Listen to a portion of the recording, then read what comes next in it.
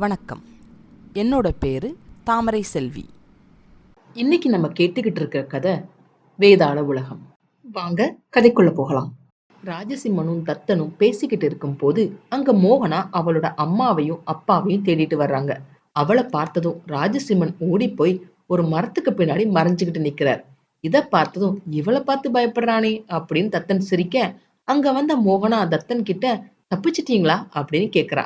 அதுக்கு நான் தப்பிக்கிறதுல உனக்கு என்ன இவ்ளோ சந்தோஷம் அப்படின்னு கேக்குறார்.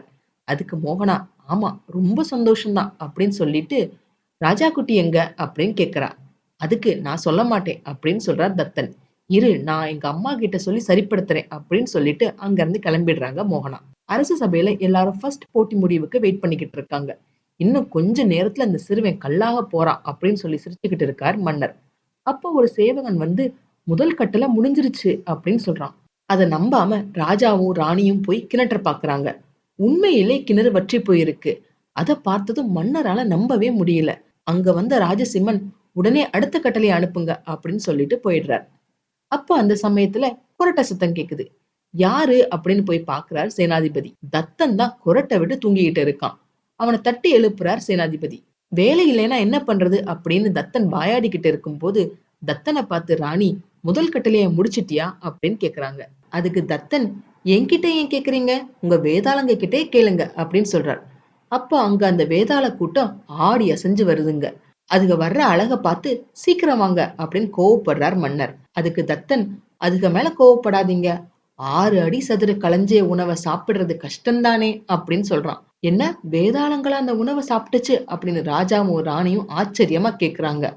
உடனே இந்த ஆணையில என்ன எழுதியிருக்கு பாருங்க, தத்தாத்திரேயன் சாப்பிடணும்னா எழுதியிருக்கு, இல்ல இல்ல சாப்பிட்டு முடிக்கணும் அப்படின்னு தானே எழுதியிருக்கு அப்படின்னு கேக்குறான். உடனே ராஜா கோவமா அந்த வேதாளங்களை பார்த்து, நீங்க நாய்களா மாறிப்போங்க அப்படின்னு சபிக்கிறார்.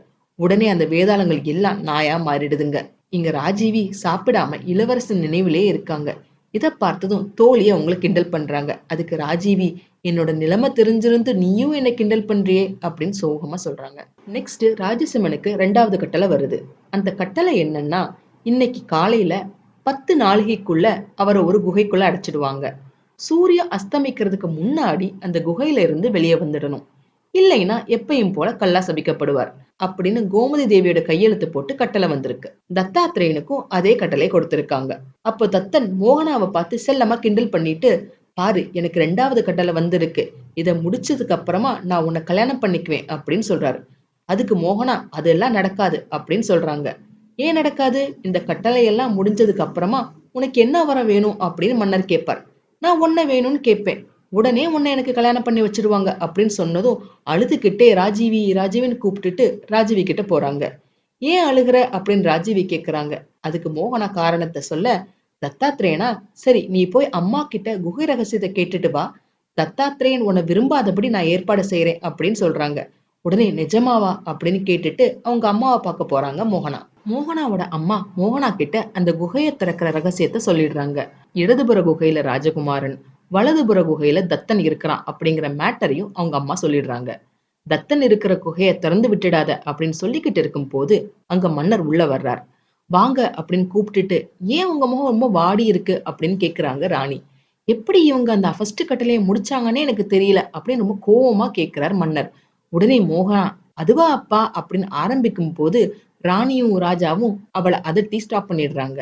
உடனே ராஜா கிட்ட, அதுதான் எனக்கும் ஆச்சரியமா இருக்கு, எப்படியோ சூட்சுமத்தை கண்டுபிடிச்சிருக்காங்க அப்படின்னு அவங்க சொல்லிக்கிட்டு இருக்கும் போது இடையில மோகனா ஆரம்பிக்க அவங்க தலையில ஒரு கொட்டு வைக்கிறாங்க ராணி. அவங்களால கண்டிப்பா சூட்சுமத்தை கண்டுபிடிச்சிருக்க முடியாது, யாரோ 5ஆம் படையினர் தான் இதை சொல்லி கொடுத்திருக்கணும் அப்படின்னு ராஜா சொல்லும் போது மோகனா விழுந்து விழுந்து சிரிக்கிறாங்க. உடனே ராணி, இப்படி சந்தேகப்பட அவசியமே இல்ல அப்படின்னு சொல்லி சமாளிக்கிறாங்க. மோகனா ராஜீவி கிட்ட தான் ரகசியத்தை கேட்டுட்டேன் அப்படின்னு சொல்றாங்க. சரி நீ இங்கேயே இரு, நான் போய் தத்தன் கிட்ட நீ கேக்குற மாதிரி சத்தியம் பண்ண சொல்லிட்டு வர்றேன் அப்படின்னு சொல்றாங்க ராஜீவி.